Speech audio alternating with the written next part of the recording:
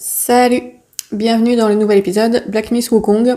Donc on va commencer ici le chapitre 3, comme vous l'aurez compris. Chapitre qui est très long comparé aux deux premiers. Là je suis toujours dedans alors que j'ai déjà fait plusieurs autres sessions après celle-là.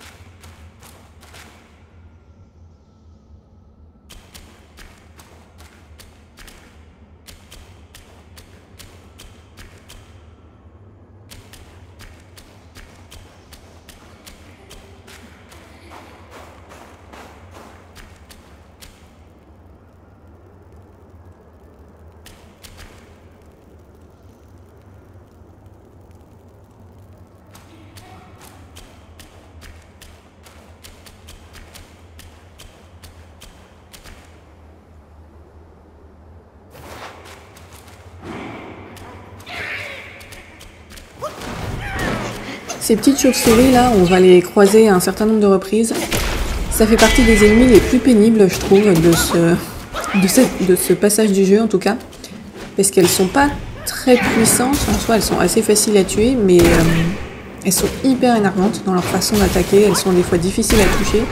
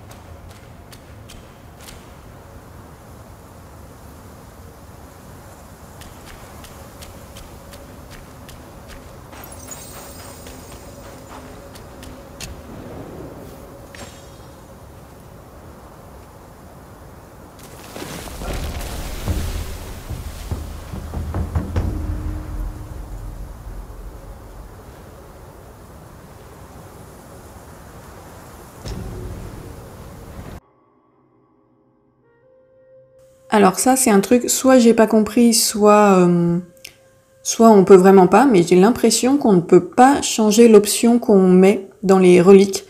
En fait, une fois qu'on en choisit une, j'ai le sentiment qu'ensuite on peut plus changer. Donc, comme je disais, c'est peut-être moi qui ai juste pas trouvé comment on fait, mais enfin, j'ai essayé un peu tous les boutons quand même pour essayer de désélectionner ou autre. Et ouais, j'ai l'impression que c'est un choix définitif.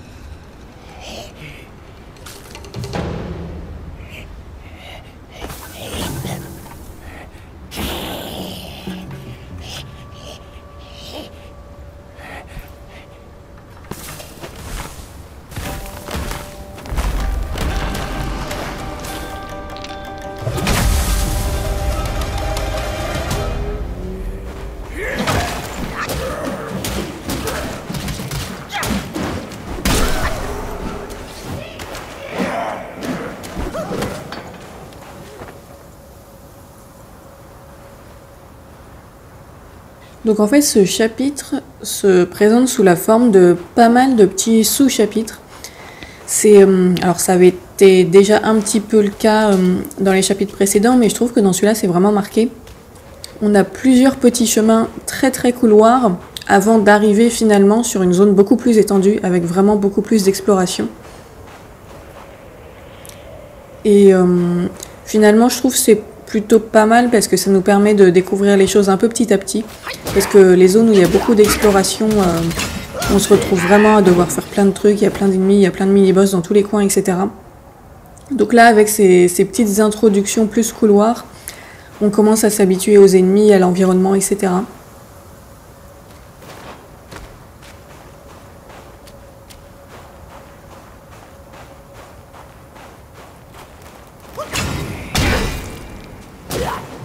Donc c'est des ennemis qui, je trouve, globalement, sont moins compliqués que dans le chapitre 2. En tout cas, ceux-là, là, les ennemis statues dans la neige. Parce que justement, comme ils sont immobiles, quand on les approche, on a le temps de charger une attaque lourde, par exemple, avant d'arriver dessus. Et si on passe suffisamment loin, ils ne se réveillent pas, en fait. Alors que dans le chapitre 2, je me souviens que dans la dernière zone, là, il y avait des ennemis qui étaient vraiment très chiants. Là, je trouve que dans le chapitre 3, c'est un peu moins le cas, sauf dans une zone particulière, qu'on verra dans un autre épisode, qui était particulièrement difficile. Il y avait une zone qui était particulièrement difficile. Mais sinon, pour le reste, je trouve que ça va. À part quelques exceptions, je trouve que ça va.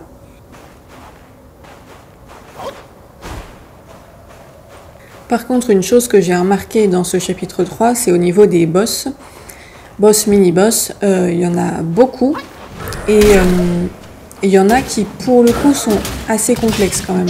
Et c'est des boss où on commence à avoir vraiment des attaques très variées avec des timings assez différents. Bon, ce qui était déjà le cas parfois dans le chapitre 2. Mais là, je trouve que dans le 3, c'est de plus en plus souvent le cas en fait. On a de plus en plus de boss qui ne peuvent plus être abordés simplement en leur fonçant dessus et en tapant frénétiquement. Ils demandent un petit peu plus une approche quand même un petit peu plus stratégique. Bon, ce qui pour moi est pas toujours simple parce que j'ai quand même tendance à toujours essayer de foncer dans le tas. Mais voilà, il y a plus de difficultés, je trouve, sur les mini-boss que dans le chapitre 2.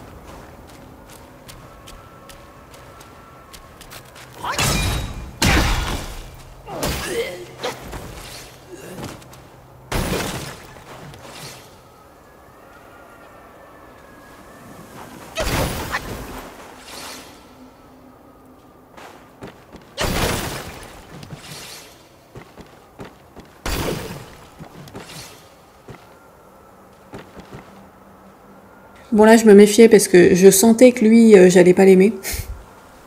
Donc j'ai mis un peu de temps, j'ai voulu passer par le côté et puis il y avait le même au-dessus. Donc finalement je suis retournée voir celui d'en bas.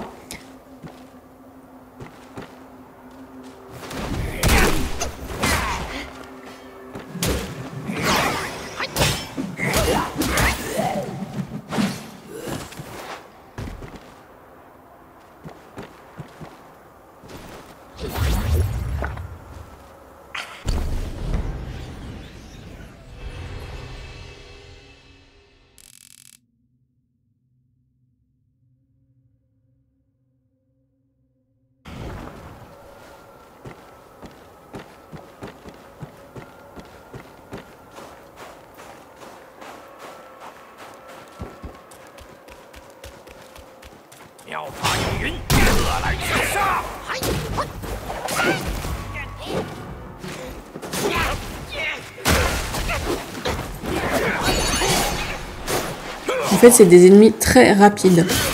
Ça, c'est vraiment mon point faible dans les jeux. C'est quand il y a des ennemis hyper rapides et très agiles. Je suis très vite en difficulté. Puis en plus, on a une chauve-souris qui vient se foutre au milieu alors qu'on n'avait vraiment pas besoin d'elle. Et voilà, et ça, c'est que le début, hein, parce qu'après, il y en a d'autres. Et après, ça devient vraiment carrément plus compliqué.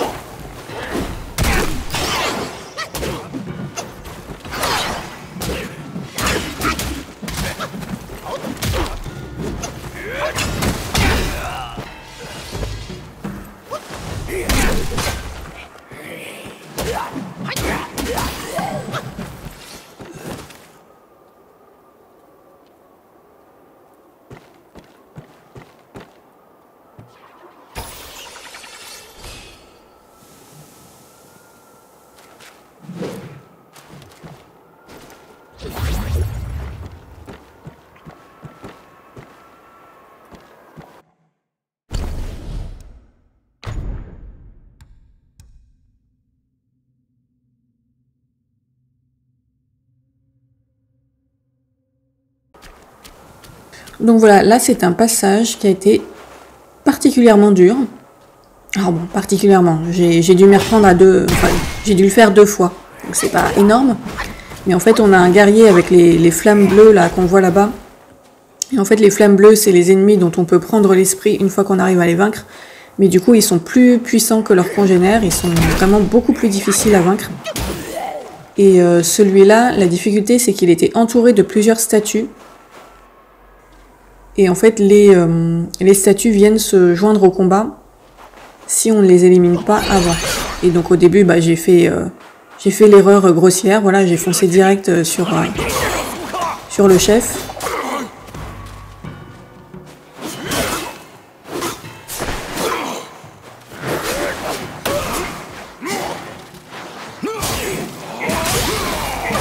Voilà, une fois que vous vous retrouvez face au gars avec les flammes bleues et toutes les statues qui vous tapent dessus, bah franchement c'est hyper chaud.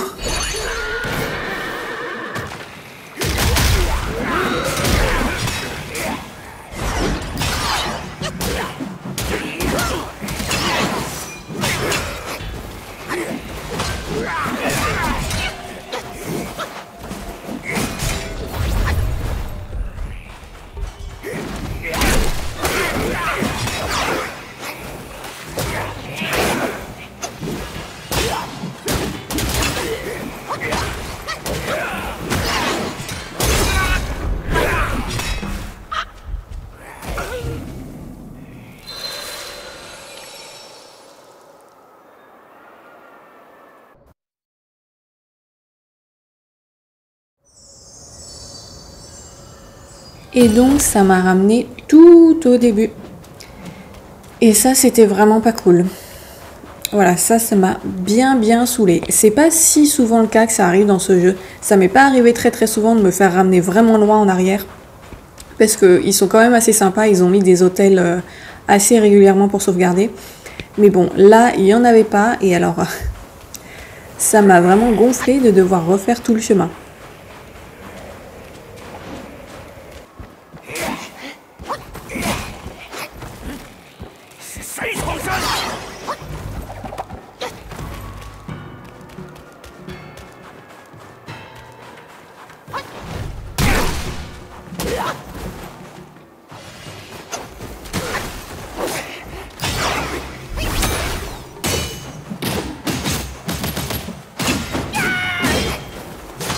Et voilà, j'ai cru que j'allais me faire tuer avant même d'avoir recommencé le passage que je voulais faire, quoi. Parce que les ennemis ont une fâcheuse tendance à suivre sur une assez longue distance quand on passe devant.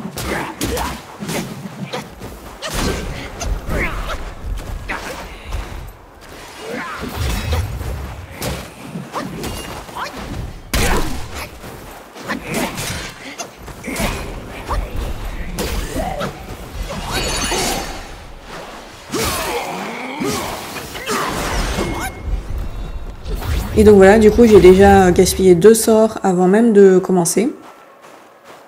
Mais là j'ai été un peu plus stratégique, en fait j'ai attiré les statues plus loin pour les vaincre, essayer de les vaincre une à une et pas les avoir tout en même temps contre l'autre mec. Alors heureusement l'autre mec n'est pas très attentif puisqu'il ne remarque pas du tout ce que je fais.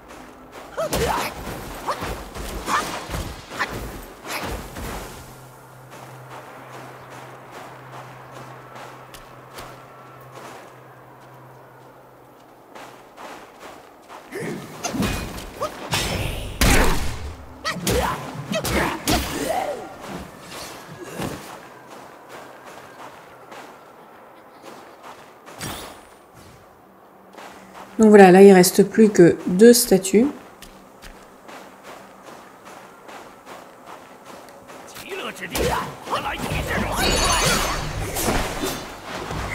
Donc ça reste compliqué, mais c'est déjà un peu plus faisable.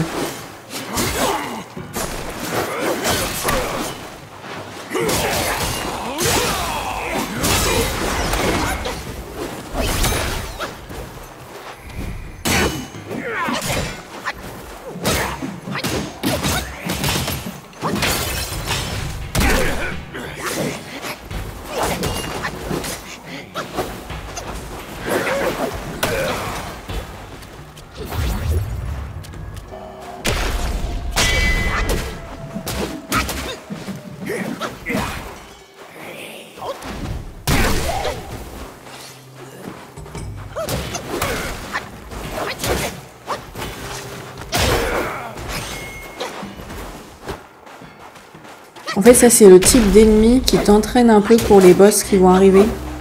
Parce que c'est des boss où souvent il faut pas trop être impatient en fait. Faut attendre qu'ils finissent leur combo.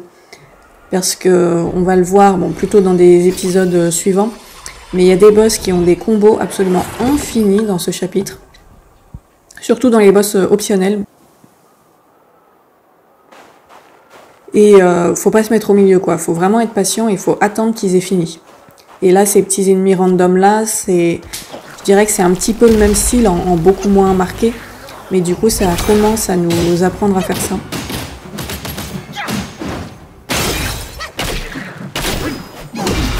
Et en fait, je dirais que pour moi, c'est une des principales difficultés de Black Myth Wukong, c'est que il faut vraiment être adaptable dans ses stratégies. Tu peux pas faire tout le jeu avec une méthode de combat, en fait. Genre, tu peux pas te dire que tu vas juste foncer dans le tas et être hyper agressif et que ça va marcher à chaque fois. Ça marchera pas à chaque fois. Il y a des types d'ennemis, notamment des boss, avec qui ça ne fonctionne vraiment pas du tout. Donc il faut être capable de modifier sa façon de faire en fonction de l'ennemi qu'on a en face. Et ça, c'est quelque chose qui me pose parfois un peu de difficulté parce que j'ai du mal à changer de méthode. Une fois que je suis habituée à une façon de faire, c'est compliqué de changer. Mais bon, du coup, c'est un travail sur moi-même. Black Myth Wukong, voilà. J'apprends en même temps que le prédestiné.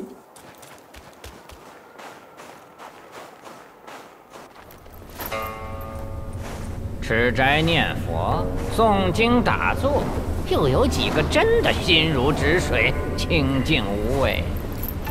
你看看，这大风大雪的，还要这么拼命，一定也是为了那个玩意儿。哼！你来之前，我算过一卦，你猜猜写的是啥？动不如静，有财无命。 既要送死，也不拦你。叫西天土地在此恭迎天命人。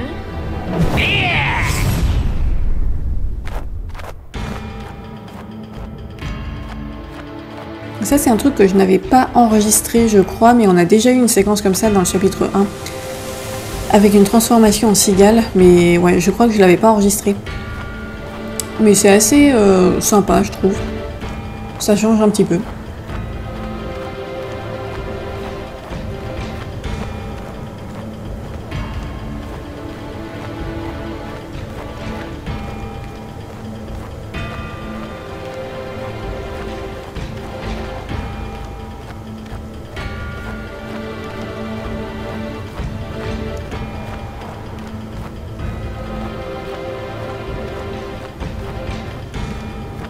J'aime beaucoup les paysages de ce chapitre parce que j'adore la montagne. Donc là, j'en avais plein.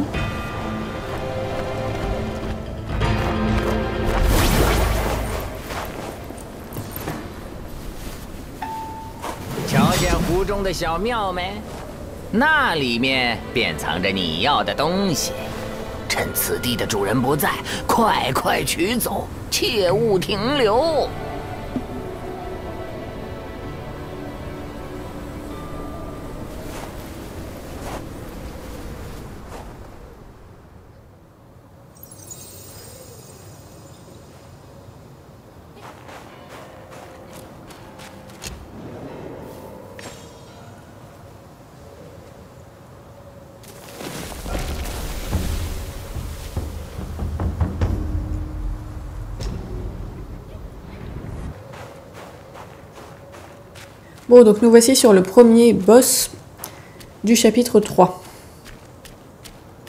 Boss que, encore une fois, j'ai eu mon syndrome du presque bientôt premier coup et j'ai pas réussi, mais il m'a fallu que 3 tentatives. Donc ça va, ça m'a pas pris trop longtemps. Et c'était un boss qui était alors à la fois un peu énervant et à la fois assez intéressant. «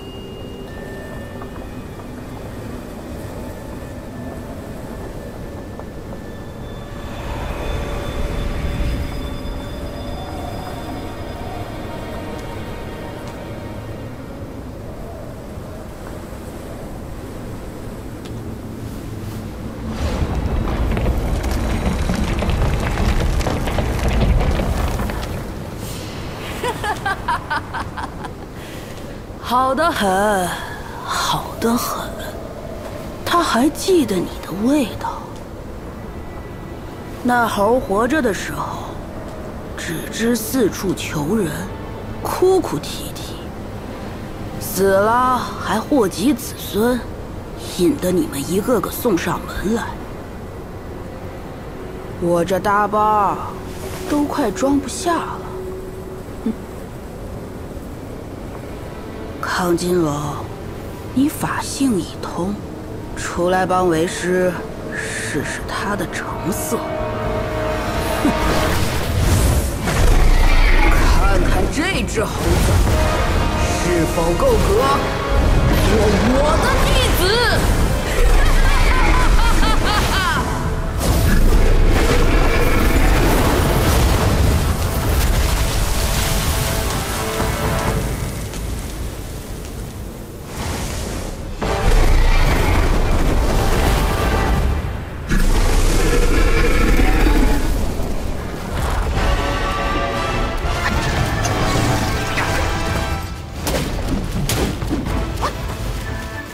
？Donc un boss dragon, très stylé visuellement, je trouve que c'est vraiment un boss qui est très beau. Mais alors c'était très compliqué de le toucher, très compliqué, parce qu'en fait il a des points de verrouillage précis sur son corps qui est très long, et il est tout le temps en train de bouger, comme vous le voyez, il ne tient pas en place, et très souvent le point de verrouillage se trouve en l'air, donc c'est vraiment difficile de le toucher. D'autant que là, j'avais la posture d'écrasement. Normalement, il faut prendre plutôt la posture du pilier pour toucher des points qui sont en hauteur. Mais bon, là, j'avais mon bâton d'écrasement, donc je voulais ma posture d'écrasement. Voilà, je suis un peu bloquée avec ça. Mais ouais, en fait, le point de verrouillage, il y en avait un sur sa tête, il y en avait un sur son corps. Mais c'était... J'avais l'impression que des fois, ça bougeait un peu. Enfin, c'était pas très clair. Et il était souvent loin à l'autre bout de l'arène ou loin en l'air.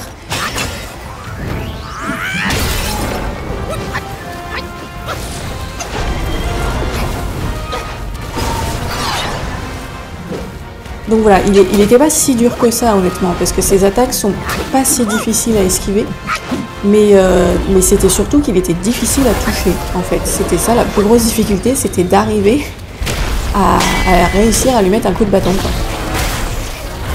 Bon, les attaques foudre aussi c'était un peu pénible parce que ça rend beaucoup plus vulnérable au choc. Et c'est notamment pour ça que j'ai échoué à mes 2 premières tentatives. Bon, là vous voyez que mon acolyte du tigre, ce fut un échec total. Je pensais qu'en fait ça allait me permettre de le rejoindre très rapidement et bon bah, mauvais calcul.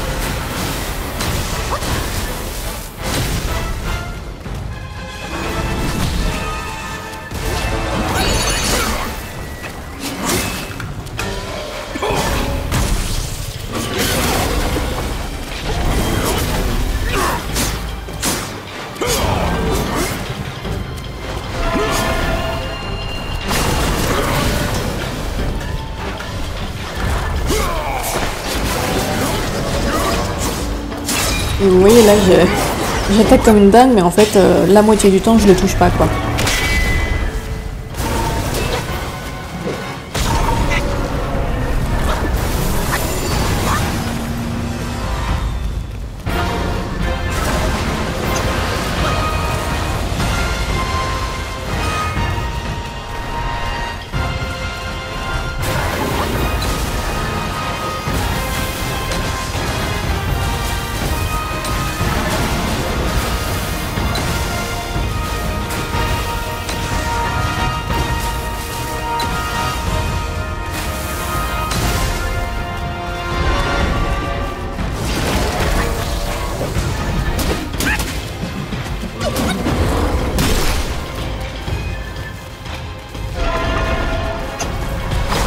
Je sais qu'il faudrait que je fasse plus d'attaques chargées. C'est un truc que je commence à faire petit à petit, mais en fait j'adore le combo d'attaque légère. Vraiment j'adore son esthétique, j'adore le faire, je le trouve beaucoup trop stylé, donc j'ai tendance à en abuser un petit peu. Mais bon, là, sur mes toutes dernières sessions, j'ai commencé à essayer d'apprendre à faire plus d'attaques chargées, parce que je pense que ça va devenir de plus en plus essentiel à mesure qu'on avance dans le jeu.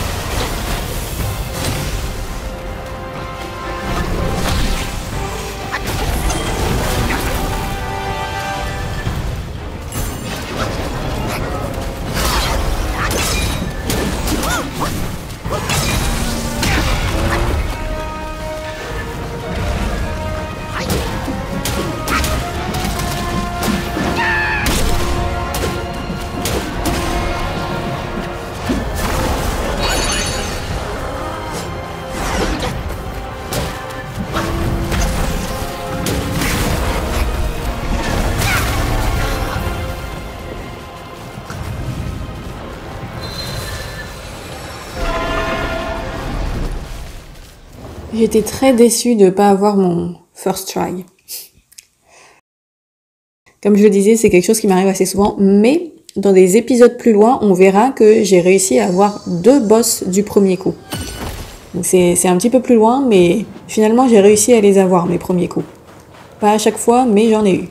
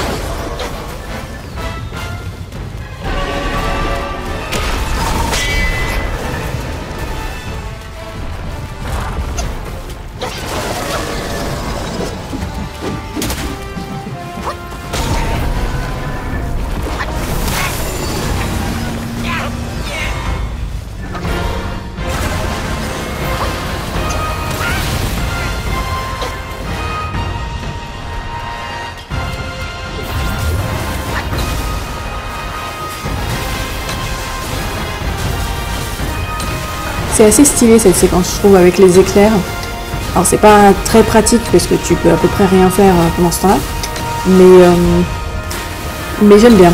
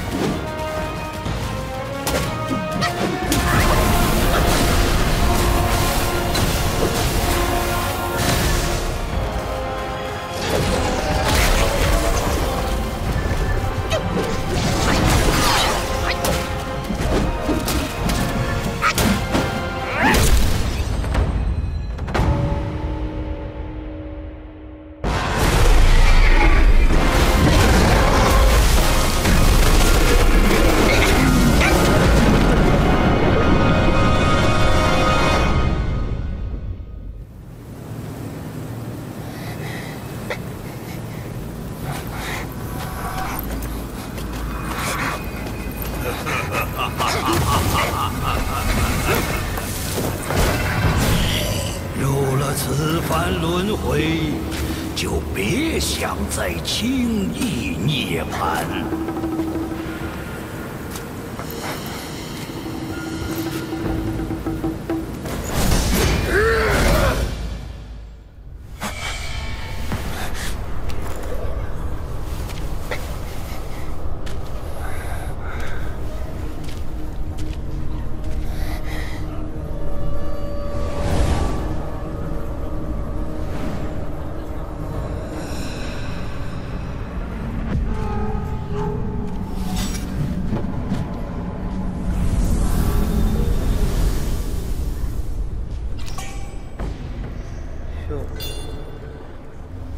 这回来的是神仙还是人？ Je vais m'arrêter là pour cet épisode, parce que le royaume de la pagode, vous allez voir que c'était pas de la blague. Et donc voilà, très bon combat de boss pour commencer. Et donc bah, la prochaine fois, un bon moment qui nous attend. Voilà, à la prochaine.